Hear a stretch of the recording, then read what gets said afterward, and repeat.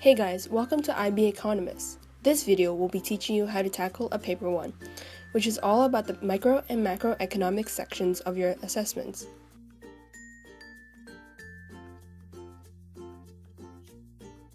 For paper 1, you get 5 minutes of reading time plus 90 minutes to actually write paper 1. There will be 4 questions for you to choose, 2 questions from section A and 2 questions from section B, and each question has a part A and a part B. You must answer 2 of the 4 questions, which makes a total of 4 parts. Part A is worth 10 points, while Part B is worth 15.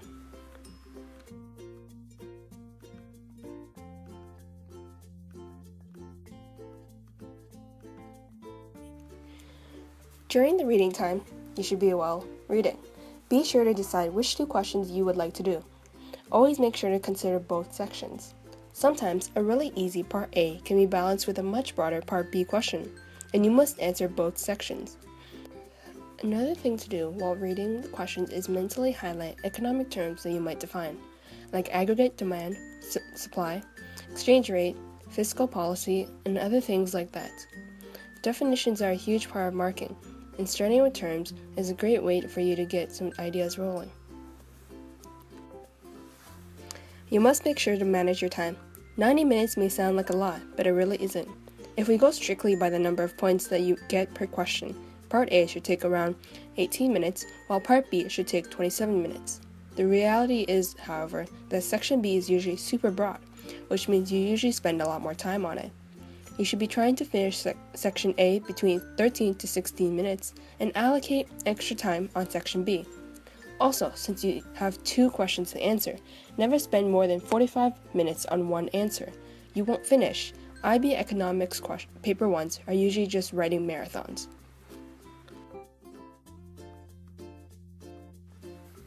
For IB paper 1 questions, all sections must include at least 1 diagram, although at least 2 would be recommended. Your diagram should be big, at least a third of the page, if not a half. Creating big diagrams makes it easier for the examiner to see your labels, and it also helps quickly read your own diagrams so that you can refer back to them. If you don't remember to include a diagram, you cannot get a passing grade for your section, so they're really important. If you have any time left during reading time, you could use it to think of possible diagrams to use. Remember that diagrams take a lot of time to analyze properly. You shouldn't include too many diagrams if you think you won't have time to explain them all. One well-analyzed diagram is worth many badly described ones. IB loves specific examples in your questions. For example, if you're asked a question on the Human Development Index, or HDI, give actual examples of questions that may aid your answer. You might name Norway as a country with a high HDI, and Niger as a country with a low HDI. If you're ever out of content to talk about, introduce a theoretical case study. This could be talking about the rental housing market if your question is about price ceilings, or talking about the market for alcohol if your question is about market failures. Specific examples are also good in diagrams, especially for Part B questions. Try to minimize having country X or good X in your examples. After those general tips, it's time for some specific tips for Part A. This section is usually going to be a very direct question. It may sound obvious, but make sure to answer the question. Actually, let's do a sample question together. A potential Part A macroeconomics question might be, explain why governments impose price floors. First, try to do this question on your own. Make sure you actually list the reasons why governments decide to put in price floors. Sometimes it can be easy to go off track. You could be defining terms left and right, but eventually forget to answer the question. That isn't good. If you're thinking of the tips we've named before, then you should probably be compiling terms you need to define, potential diagrams, and possible examples for this question.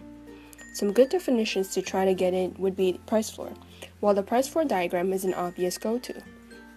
You might also think about explaining 2 to 3 case studies, such as the markets for agriculture, the merit goods, or minimum wage. Take a look at the mark scheme and decide which points you hit.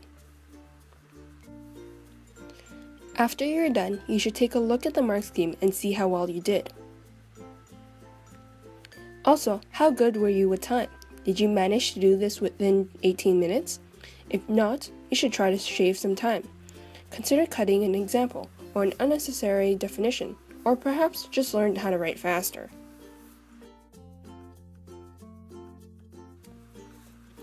For Part B, you usually need to evaluate the consequences of a certain policy. For example, good evaluation could be in the form of winners and losers, short-term and long-term consequences, assumptions, priorities, and pros versus cons. Make sure you prioritize your arguments. Your most important ones should be highlighted by putting them first in the order, and by drawing attention to them by saying something like, "This is particularly significant because..."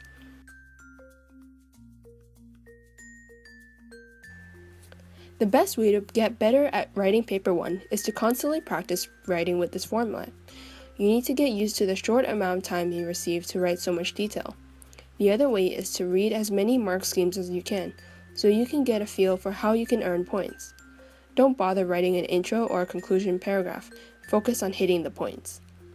That's all for this video course on how to write a paper 1. If you like this video, make sure to recommend it to your friends and watch another video in our series. Best of luck surviving the IB wilderness.